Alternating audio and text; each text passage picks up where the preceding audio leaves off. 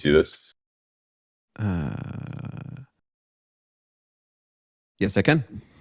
Awesome. So, yeah, I guess today I'll be talking a little bit, just kind of like very high level about tokenomics and token design, and kind of how to go about like evaluating some liquid projects on that front, and then also talk a little bit about Gearbox. So, full disclosure, variance an investor, but there's some exciting stuff going on, particularly on the composable leverage side. So, figured I'd kind of just kind of discuss that a little.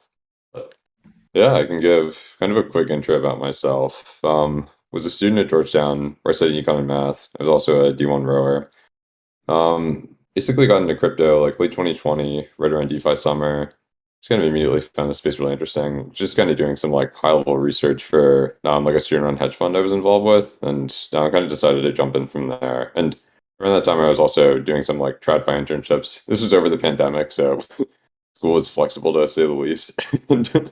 And yeah, basically from there, ended up interning for Accolade Partners, which launched one of the first crypto fund of funds. They were investors then, like Variant, A16Z, Polychain, 1KX, Hack, like a lot of the big crypto VCs, including a decent amount of investors in Aladdin. So that was pretty cool. It was just kind of an awesome way to learn more about the space and kind of got really excited about it. And then ended up getting involved a little bit with Index Group along with Aladdin, where first basically just kind of took a lot of like meeting minutes, produced reports for a decent amount of the Bull research calls, and then yeah, I mean eventually applied to the Bull. That's where I am now, and I guess in January ended up joining the team at Variant, which is an early stage token fund that invests against the thesis called the ownership economy, which focuses on user-owned and governed networks. The core of the thesis is basically that they grow bigger and faster than Web2 counterparts. So, yeah, on the DeFi side, we were one of the earliest investors in like Uniswap, Fei, Grow, a lot of big projects.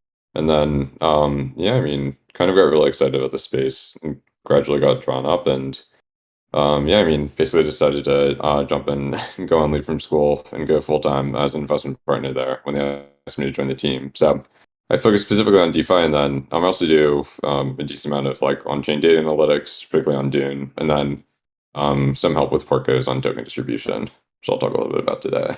But kind of my quick background, and then going into tokenomics, I guess.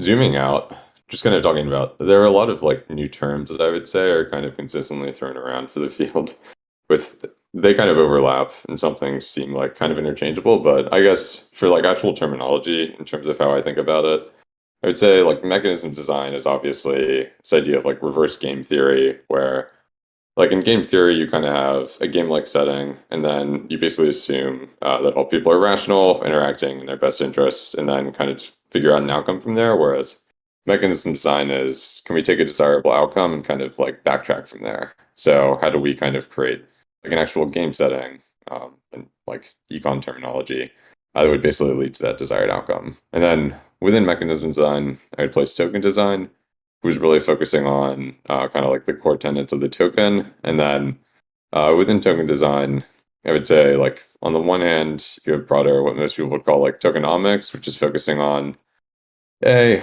just kind of broader token utility. So that could be is it required to like use the protocol, or if you're talking to something like a work token on like a file coin, basically used to actually like access the network and contribute. Could be used for governance and staking, revenue rights, things like that.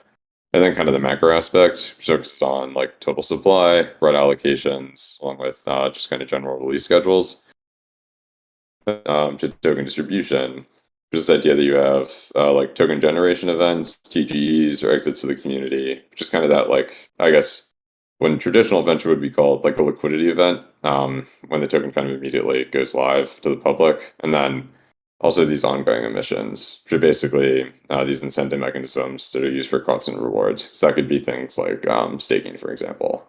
And then also just kind of like talking about how you can actually go about classifying different kinds of tokens. I think this is probably the main framework that I find most helpful in terms of how to think about them. So, I mean, obviously, on the one hand, you have like the actual kind of currencies, and then that would also kind of fall under stable coins. So, basically, anything that's kind of used the medium of exchange, kind of your like traditional definition of money, along with I would put like store value tokens in there, and then Utility tokens, well, I guess going to the end, security tokens are basically meant to think of it as like a wrapped asset for traditional security. So um, that's something, yeah, that like isn't widely applicable, but utility tokens is definitely the big category to unpack. So that could be things like governance tokens that are used to basically like vote on different proposals for protocol work tokens, which say are like slightly out of favor now, but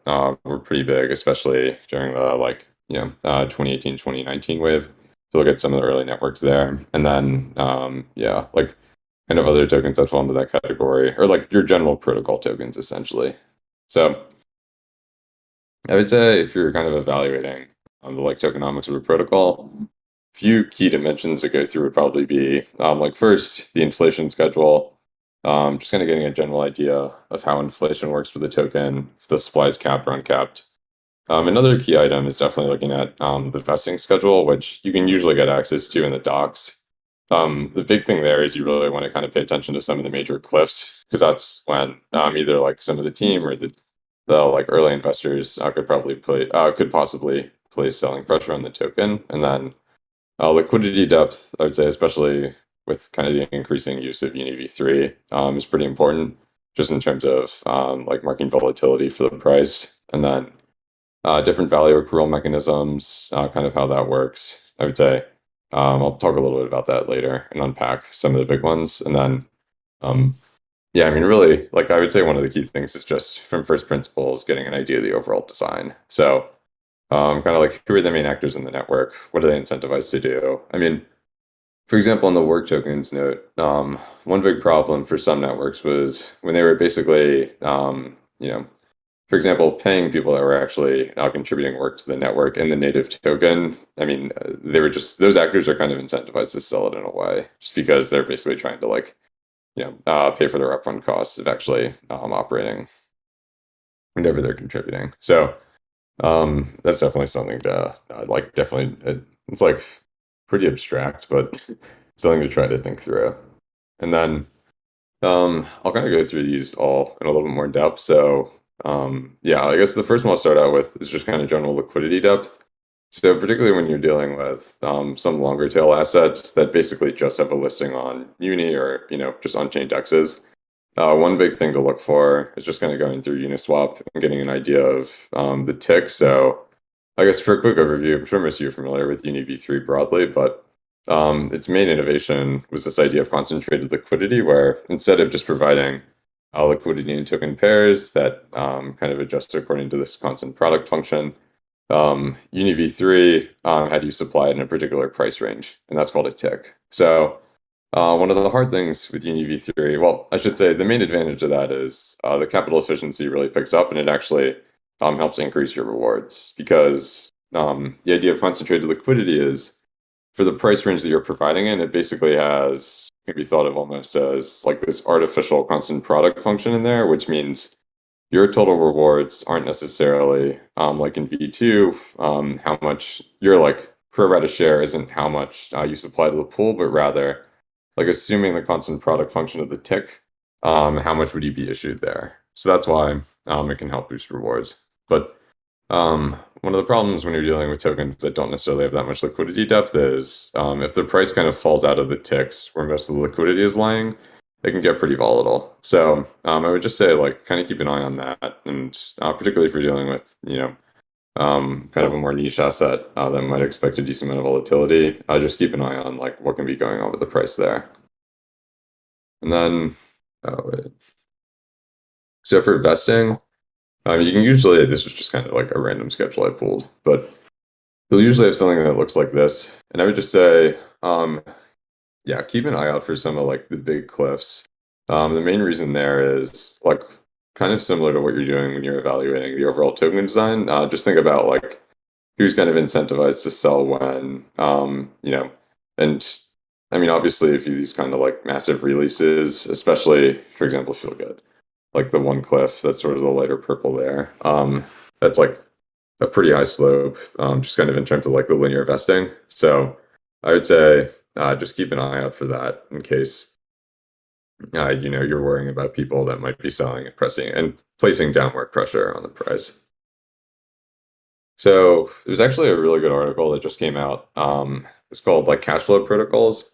I would definitely encourage you all to kind of take a look through it, but I think it did a really good job of just going through, I mean, the essential framing of the article, which it came out like only a few days ago, but was basically that as we head into the bear, more people are going to be paying attention to like more traditional signs of value accrual, kind of your TradFi like PE, PS ratios, and basically looking at the way the different kind of mechanisms that protocols use to actually drive value to the token. So these are kind of like the four big ones that the article laid out that I thought were interesting. So the first is the idea that the protocol itself could basically buy tokens from the market and redistribute it to stakers. So this is something that, for example, like Sushi Swap uses, where you stake sushi, you get X sushi, which generates rewards, and that's basically like the protocol using trading fees.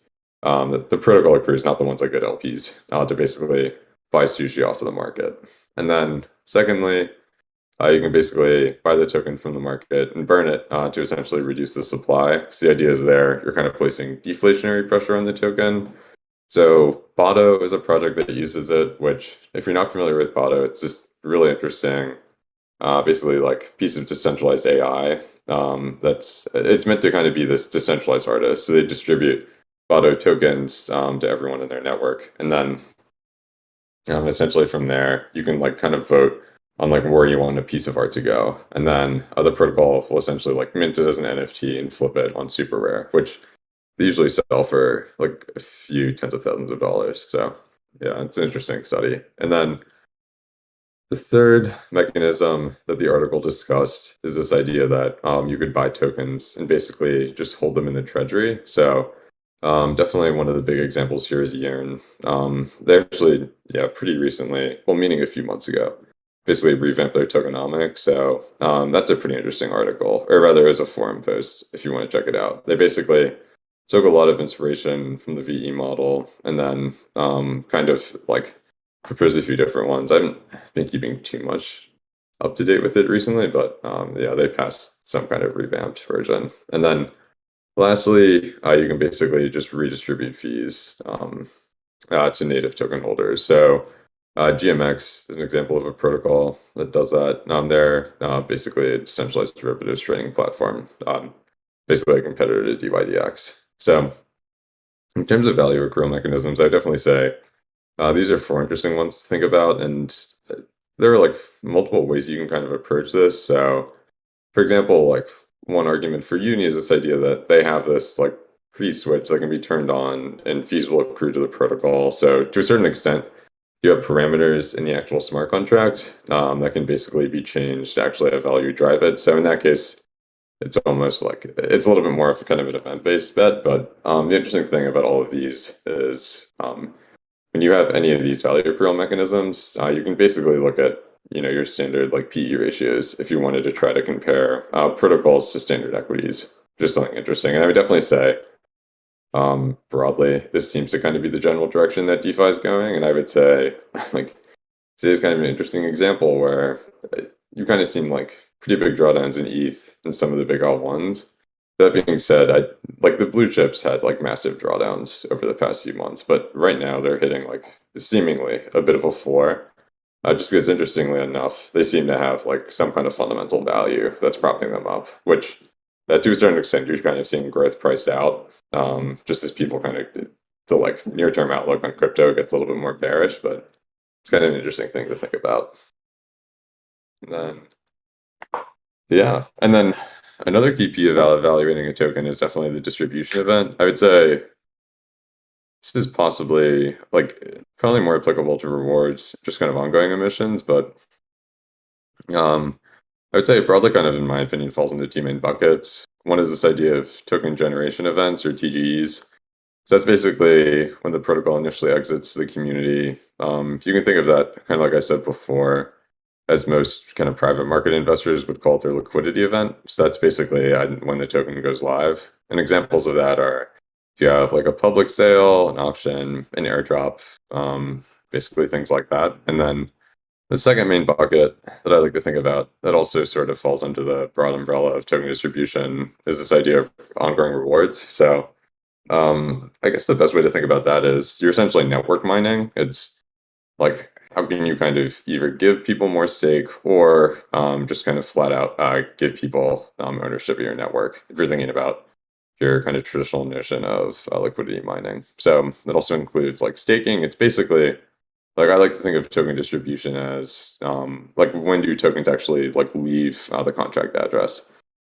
So yeah, actually, I'd say this is where I spend kind of a decent amount of my time just internally on research. It's a topic that I find interesting and not that many people really focus on, if I'm being completely honest. And I mean, the interesting thing, kind of looking over the past year or so, is I would say like right around DeFi summer, you basically had like liquidity mining and single-sided staking, and that was kind of it. And then more recently, it's like put the entire alphabet in front of your token symbol, and just kind of try to figure out all these new mechanisms, which are interesting, and some obviously work better than others. But I guess like high level, three trends that I find kind of interesting is first a little bit more process oriented. The design process is definitely becoming a little bit more bottoms up, which basically means that, like I would say, the like initial model of launching a token was very much like the kind of core team basically decided what would happen. Like they may have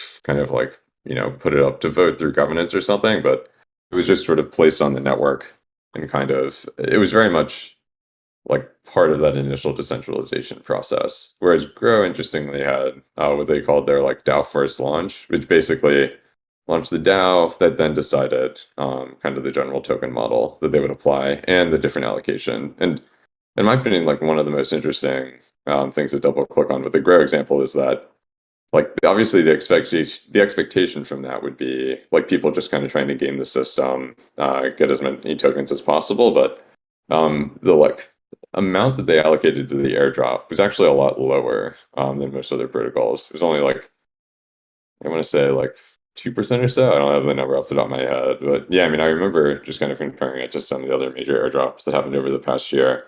It was a pretty small allocation. So um, this process can either include obviously the community, like kind of the grow example of being one end of the spectrum where the community basically just kind of creates the model themselves, or you're kind of seeing this middle ground that I would say is becoming most popular, where a team, for example, like Goldfinch is going through this process, will kind of come up with general parameters and then kind of like bring it up for discussion through the community and have them kind of like gradually amend. And I think like the interesting part of this trend is like token design and token distribution specifically is becoming a little bit more of this like iterative process where a lot of protocols are trying to bring in as many parties as possible. And so it's interesting to think about like, for example, like token engineering commons, it's like Fire as DAO, and like some interesting communities in crypto that are basically specializing specifically in token design.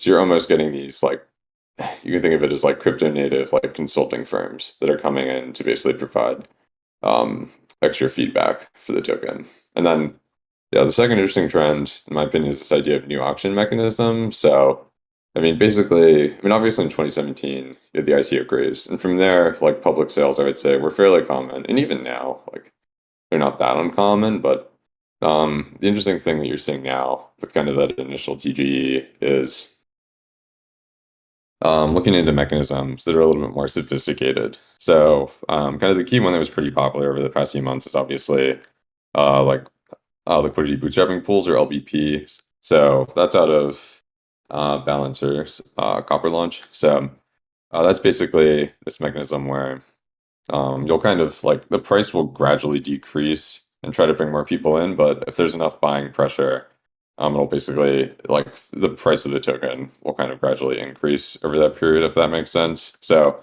and the interesting thing about that is kind of as it says in the name, it like is basically launching a pool two right away. So the token has some initial liquidity as part of that. Basically, I would say like some form of a public sale, and then streaming auctions are another pretty interesting one. This is coming out of a lock protocol, which was started by Will Price. So streaming auctions are this interesting mechanism where you'll basically have like a period of like I think the target is probably like 12 hours, and essentially you can like stake and unstake, and it's basically live and like constantly distributing tokens. And essentially, like the interesting part of that is it allows you to kind of like move in and out and react to the price in real time, but like still kind of be receiving tokens as that's going on. And then another one that I actually didn't put on here that I thought was interesting is Tokamak had this like this Genesis style event, which basically so the way that they ran it was it's pretty similar to an LBP, but instead of like people paying different prices, the like market would basically all fall on one, and then after the TGE, which like people would be staking in and out just to make sure that like they actually had the capital to buy it. Everyone would pay the flat price. So unlike an LBP where like ideally the price starts off high, people with a really high willingness to pay will kind of go in, and then as it moves down, people will kind of like shift out, and people with the lower willingness to pay will come in, or the opposite, where the price kind of spikes, which in like late 2021 still happened quite a bit. Um, like Tokamak basically said, everyone's going to end up paying the same price. So, interesting set of trade-offs there, which I won't kind of get too into. And then the last thing that I thought was pretty interesting on this dimension was kind of the increased use of lockups. So, this one's fairly obvious, I would say. There are a few ways to look at it. To a certain extent, you could definitely look at like Olympus and PCA bonding is one kind of pretty good example of this, where to a certain extent you had a lockup, but I think like the much more interesting thing to follow is just kind of like very quick rise of EE tokenomics and how popular they've become. I mean, obviously you have like Ribbon, Balancer, and a lot of core DeFi protocols adopting the model. So I mean, essentially what lockups are, which I'm sure most of you are familiar, because there have definitely been a lot of bold presentations about it, is locking tokens to basically boost your rewards. So Curve really started this like late 2020, and then it really kind of like took off more recently, which is interesting. And I actually, yeah, I mean, I've been like following, like an interesting case study, in my opinion, is like looking at X Sushi versus V Curve.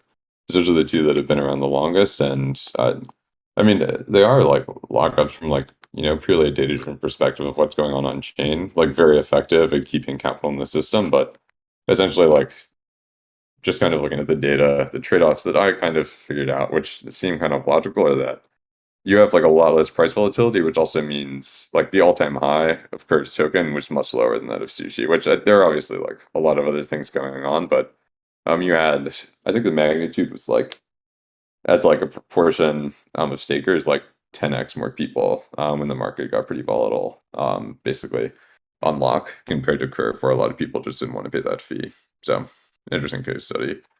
But yeah, I guess that's most of the stuff that I was going to discuss about tokenomics. I'll talk about Gearbox a little bit after this, but if anyone has any questions right now, I guess happy to answer those.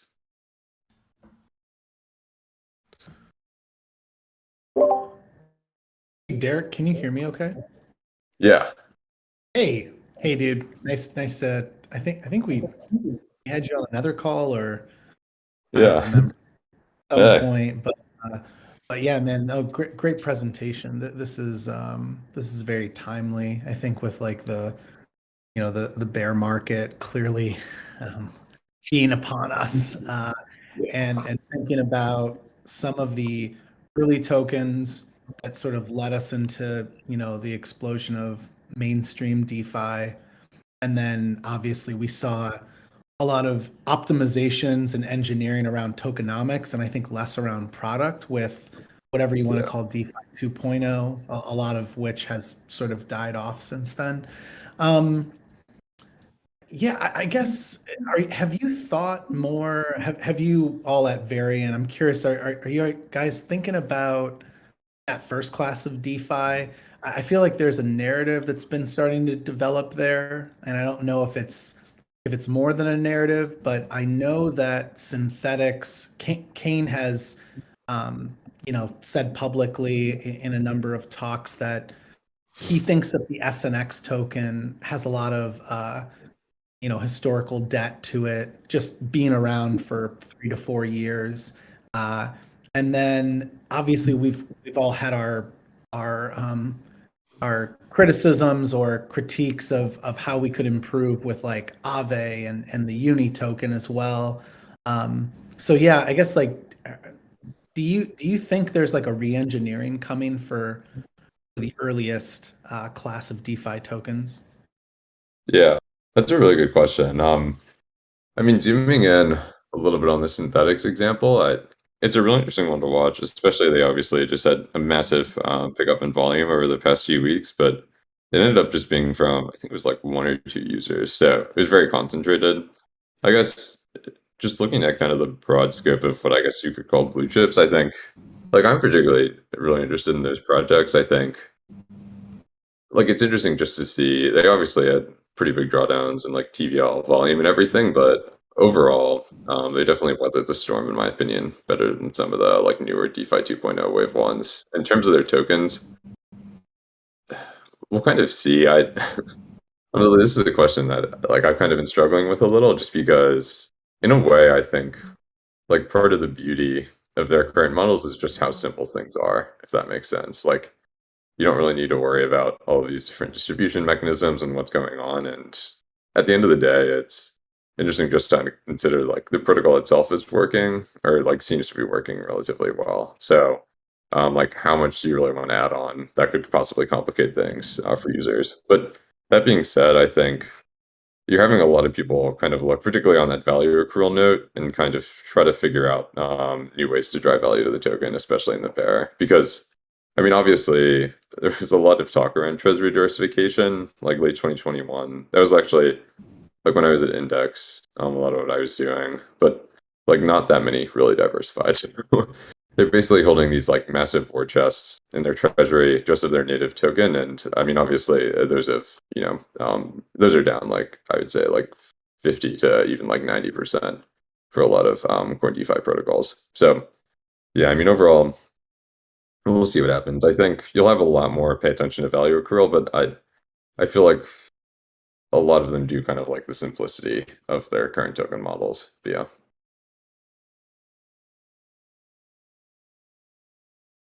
Yeah, I love the different trends here you laid out, and you have to forgive me. I think I missed you hearing. I missed you saying earlier. You were referring to like an article that had talked about tokenomics. Was that the Jump Crypto post? yeah, actually, it was called cash flow protocols. I don't think it specifically. It was a mirror post, so Oh, that's may have, it. Cool. Cool. Yeah. yeah, Yeah. Yeah. I'd tell I would say complementary to what you covered here. There's a nice post that Jump did, um, nice. which Yeah, I'll check that. kind of interesting following, what obviously what happened with Luna Terra, but I think Yeah, that implosion is over, so we can go back to like um, more like sustainable fundamentals of tokenomics. Um, Shoot, I just had one more follow up there for you because I want to hear all about Gearbox. Oh, I know.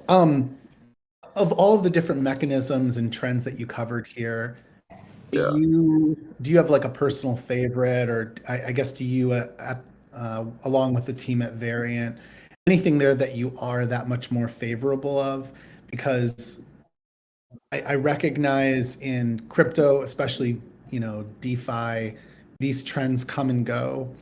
I also have been very impressed by what Curve has accomplished. I think Convex being sort of like a levered bet on Curve. yeah, I've been impressed by like the community seems to really understand the nuances of the tokenomics there, which I think is part of the reason that the protocols have been so successful, that like really deep understanding of how all these like mechanisms work together. So anyways, that's probably my favorite among the trends you covered, but yeah, anything yeah, else there that if you were advising one of your portfolio companies at Variant, anything there that you're more favorable of? yeah. That's a good question. And I would say VE is getting. There was some debate, I feel like, kind of before the drawdowns, but it held up fine. I mean, in my opinion, one of the interesting things when you look at Curve is like a lot of their TVL, and especially like people locking the token have been pretty sticky. Don't get me wrong, the price is still taking a hit, but it's something interesting to consider. I would honestly say probably that first one, just on the process side of the design process, being a little bit more bottoms up and community driven. It's kind of what I find most exciting, just because the hard thing with these models is I feel like kind of the first iteration was very much this, like typical Silicon Valley startup, like get shit done mindset of just, kind of figure this out as quickly as possible. But like tokens, kind of like everything else, are a product. But the hard thing about tokens themselves is obviously it's not like a search engine where, you might have some like data on what YouTube videos people like get leaked. It's the potential to like, have like an Olympus style drawdown, people lose, large vast of money. So the fact that they're kind of being scrutinized a little bit more and going through this like kind of wider, more iterative review process, in my opinion, is like very important going forward. So that's one that I think is like pretty key. I think one last point here. I really liked the just the few comments on the vesting schedules. I think that that information is going to continue to become, more readily available. It's already there if you're willing to just dig into like uh, documents or like a Medium account. But I agree that there's always like red flags with certain, token distributions. You can see, where the core team or investors might see a huge supply of that token, and um, it's just important to be aware of that.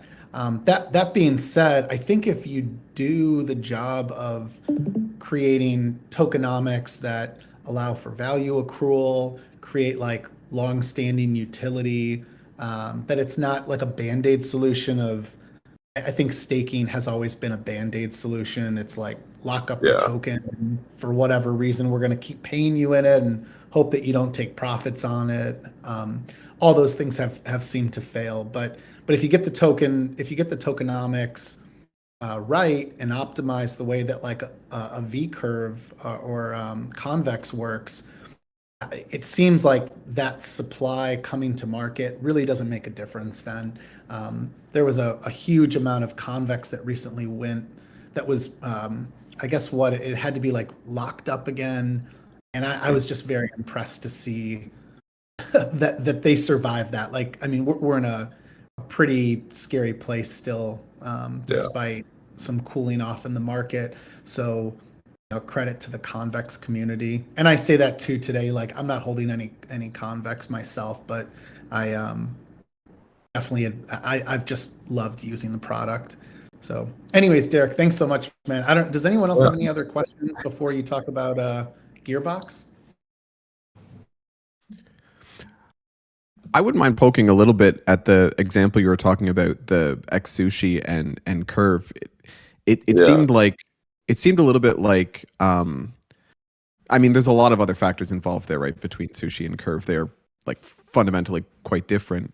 But I think that there's probably my impression, my probably naive impression was that the VE tokenomics are much more restrictive and therefore much more conservative, which kind Yeah. of creates this like damping effect or tempering to sort of when things might get too, in either direction, right? Too frothy, either in the upward or downward direction. Would you agree with that, or am I misreading it? Yeah. No, I definitely, that's definitely kind of what I saw. And the other interesting thing that you can kind of go through is, an interesting thought experiment is I feel like there's also this interesting element of like adverse selection where, or just kind of some sort of selection, I guess, not necessarily adverse, where like lockups definitely require a little bit of like a sophisticated trader that's willing to take on market risk and basically underwrite that. So in a weird way, I think like that mechanism itself self-selects for fewer people, but the ones that do go in are like more sophisticated crypto users, have a long-term outlook, really understand things. Whereas like sushi, in my opinion, just with, X whatever is very much like stake and get rewards and then like kind of pull out if you don't really know what's going on outside. So I think that's another interesting thing to think through. Yeah, for sure. Well, I mean, then the other aspect with Curve is that that's where the revenue distributions go, right? And once Yeah. those get serious, then you've no choice but to lock up And the way the model works is that you're not going to get you can't really get a significant fraction without going all in on your lock, right? Without locking Yeah. 4 years in order to try to do something. So I guess you Yeah, don't I really mean, know how happy the people are who are in there when things go down. People who might have sold just, their past selves kind of prevented that. yeah. No, it's And it interesting. protects the downside, right? Yeah. So yeah, it was an interesting case study. I posted like pretty long tweets from about this a while ago, Mhm. but probably update that one. Very cool. Very cool. Yeah. So there's no more questions. I'll just kind of quickly talk about Gearbox. I think this is a project that like I find really interesting, particularly just kind of with some of the use cases for yield farming, I guess. Regarding their current status, they recently released their V2, which was like somewhat selective. They kind of had this group of like leverage ninjas.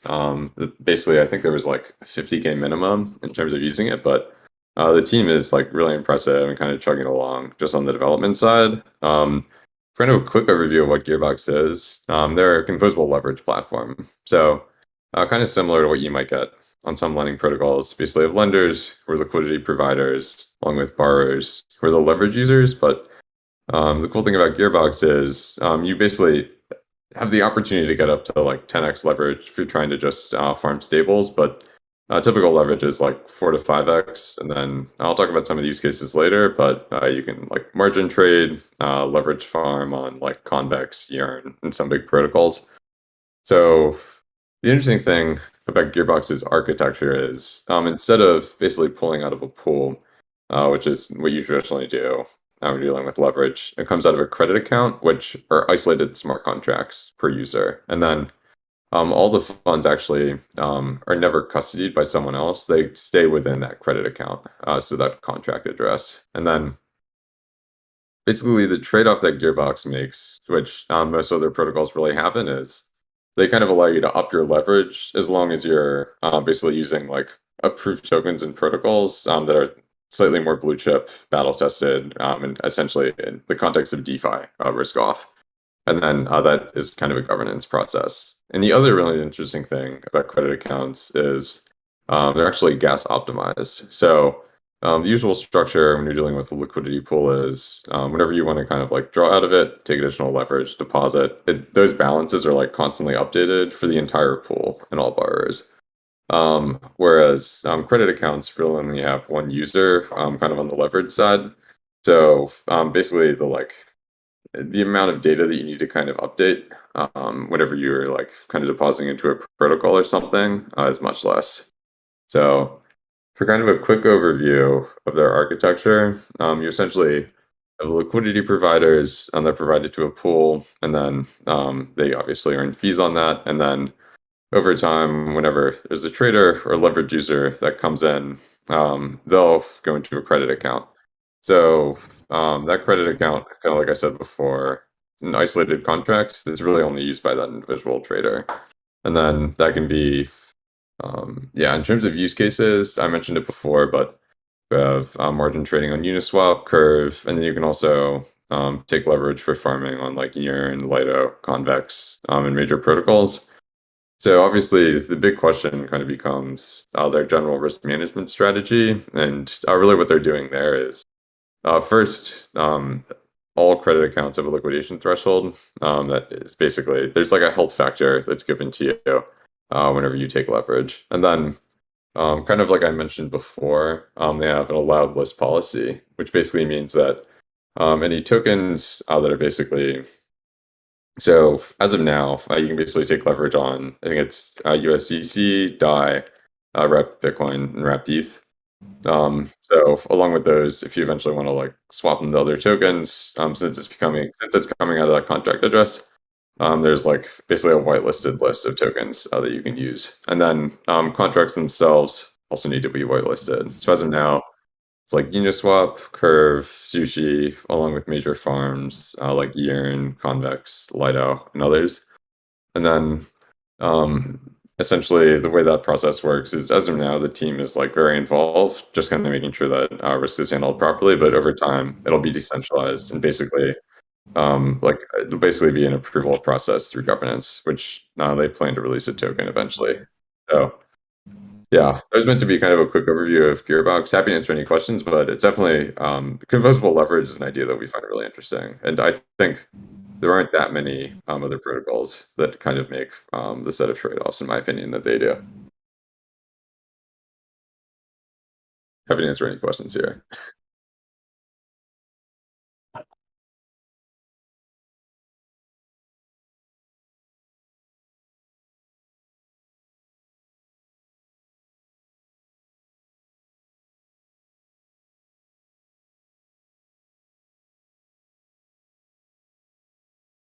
Any probing questions for Derek out there? Derek, who do you think are your ideal customers in this bear market with Gearbox versus where you think that the type of customers that we'll see in the next bull run? Yeah, that's a really good question. I think, yeah, I actually posted something on Twitter on this a few days ago, but stable yields are obviously down like pretty significantly.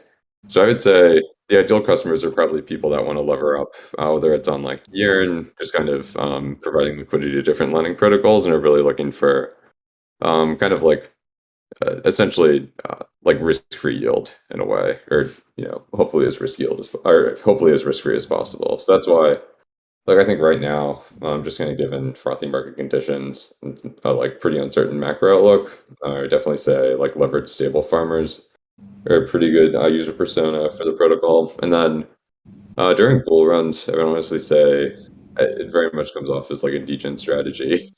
One of the nice things about credit accounts being siloed is you don't have like contagion risk if you have exposure, for example, in a liquidity pools, kind of a wide swath of different projects. And then, yeah, I mean, additionally, then obviously, like the general state of the market is a little bit more, you don't, health factors are less for risk, ideally. Yeah. I might have totally missed this earlier, but who is the team behind Gearbox?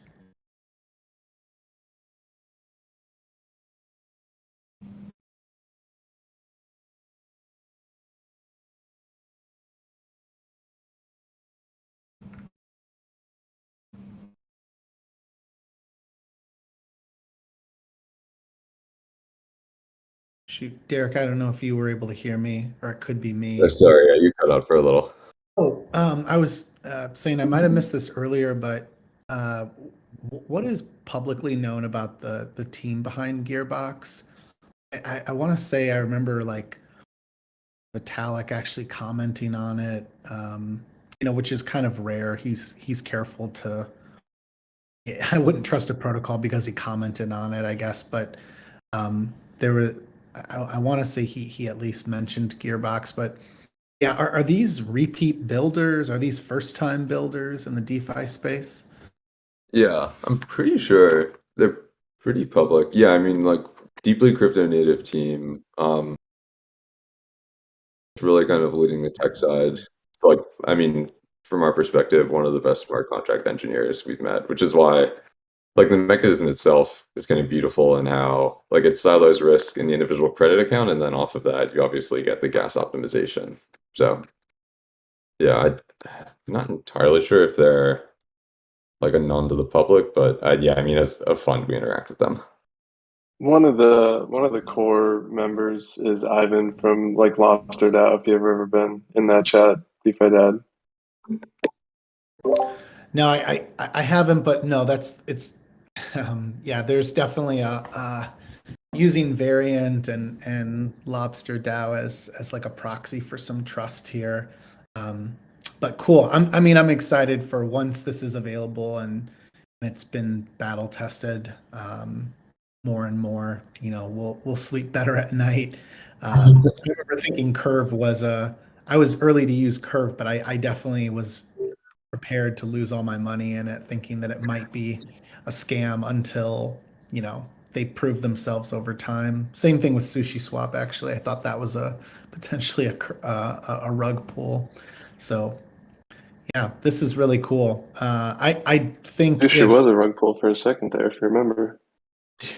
you're right. Throwback. Yeah, Yeah.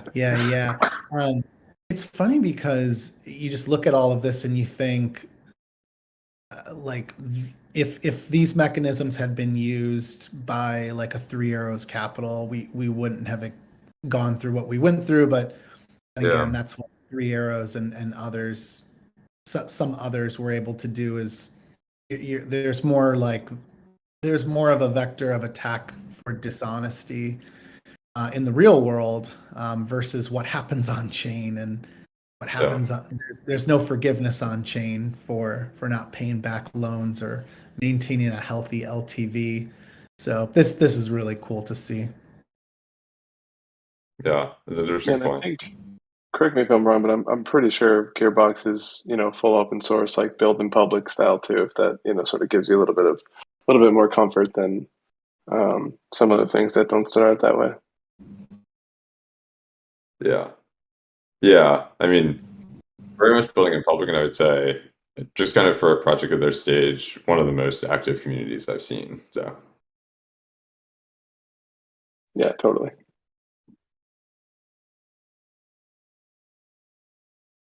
So I might have missed this, Derek, but did you look at the tokenomics of gear? yeah, so they're actually kind of off of that community driven point. They were an interesting case study where a lot of it was kind of being run by like their forum and their community. So as a fund, we just kind of posted some comments there, and yeah, I mean, I worked a little bit with the team, but yeah, it's interesting. They're kind of like experimenting with a few interesting models. They had their original credit account mining program to basically like bootstrap their initial, wasn't exactly a testnet, it was more just sort of a closed launch, which was sort of interesting. And yeah, I mean, right now they're playing around with some different ideas of possibly like cross margin and other interesting mechanisms that could basically make it a little bit more of a utility token.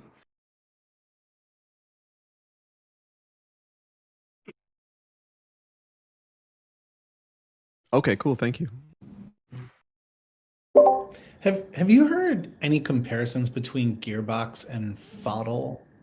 I haven't. Yeah, I'm not like familiar with Fodl beyond just playing with it as a user, so I couldn't compare the tokenomics. But yeah, Derek, are any like major differences to call out there? yeah. Honestly, I'm not too familiar with Fodl. I remember Hassan presented on it a while ago. So that's kind of the like I would say limit of my exposure, and then yeah, just kind of checked out a little. But yeah, honestly I don't have too much of kind of a like close comparison. 'Cause so when I go into Gearbox and I was just opening this from a user standpoint, if I'm under the credit accounts, there's DAI, USDC, WETH, and WBTC. And like, is it just as simple as, if I put in, let's say, like 100 DAI into a quote unquote credit account, I can borrow up to 400 DAI? Is it like the UI is really straightforward, but I'm just trying to think about like what would a user consider, aside from all the other things we've discussed, what else would they be considering here before using? Yeah. No, yeah, I mean it really is just that simple. So And they are they running? So if I were to if I borrow DAI against DAI, uh, is that coming from like is this integrated then with Aave, or am I like misunderstanding like where the funds ultimately come from? yeah, they're ultimately coming from liquidity providers on the platform. So I think yeah, there's like the borrow and earn segment. So yeah. I see Um there. Okay. Yeah. So you're okay. So there's the earns. So for those who simply want to lend, and to be fair too, by the way, none of the numbers are, I think, worth considering right now. If you look at like the supply lending rates, they're really low because this is mostly available to just a few early testers, right? yeah, and then I think they have a smaller version that's available to the public now, but I haven't, if I'm being honest, played around with it too much recently.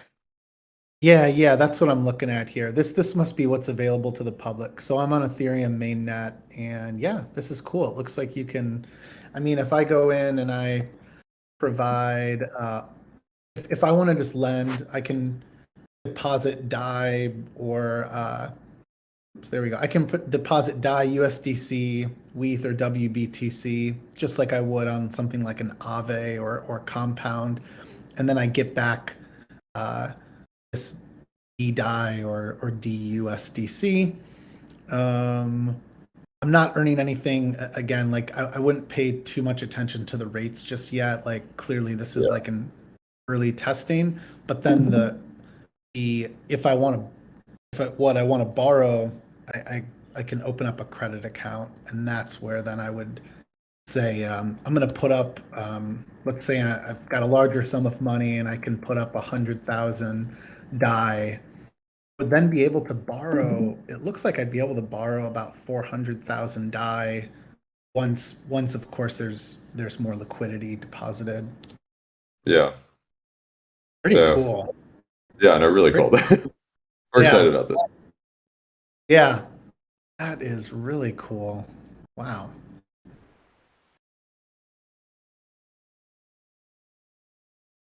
I'm trying to think of anything else here to consider. Like,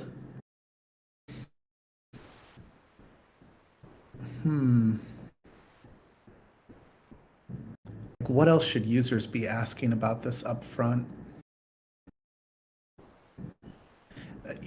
So maybe I'm missing some of the simpler points here, but let's say I open up a credit account. So I'm looking at Gearbox to be able to borrow, and I put up. Let's say I put up 100,000 DAI, or let's bring it back to a normal number for normal people. I put up 100 DAI, and then my credit account would then have up to 400 DAI. From there, and I guess like I'd have to deposit the money here to see what that next step is. But once you do that, does Gearbox then provide you, like within their dashboard, are you provided with opportunities through Uniswap, SushiSwap, Curve, and Yearn?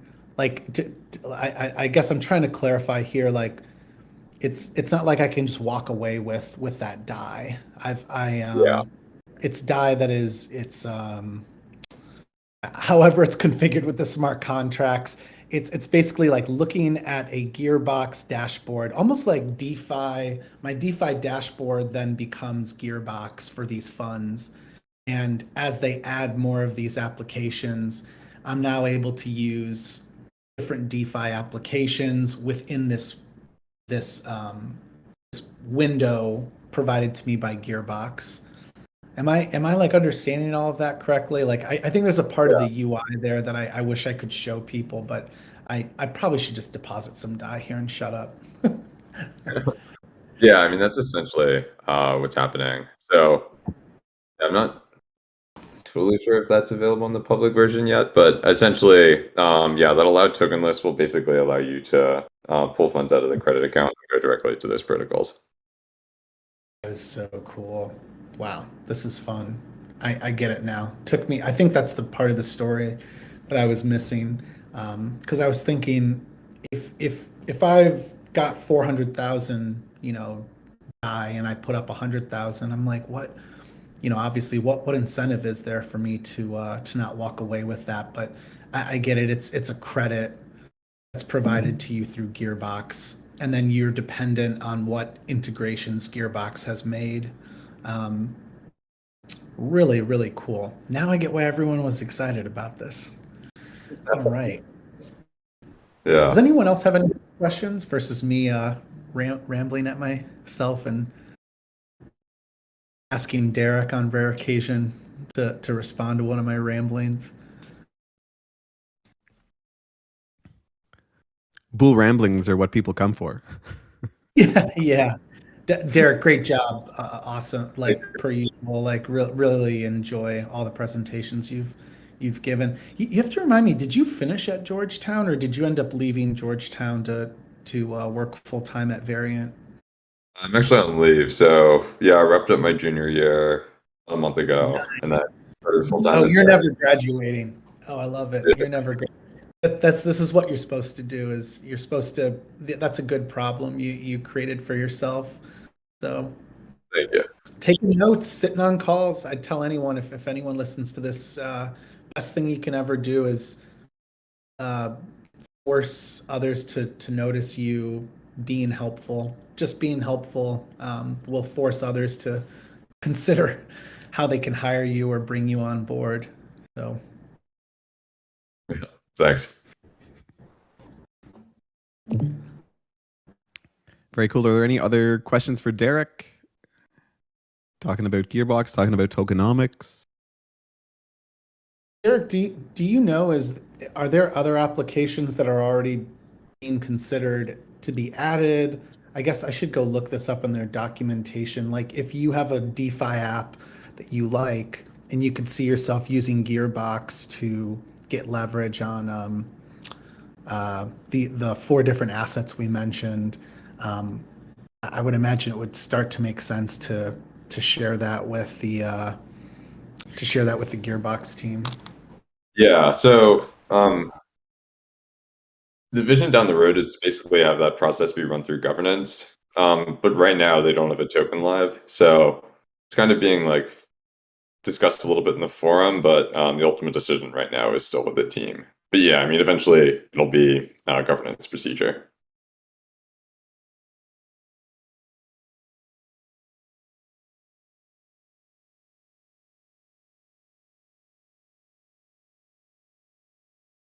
Very cool. If there's any others, please chime in. Otherwise, we've hit our 11 o'clock.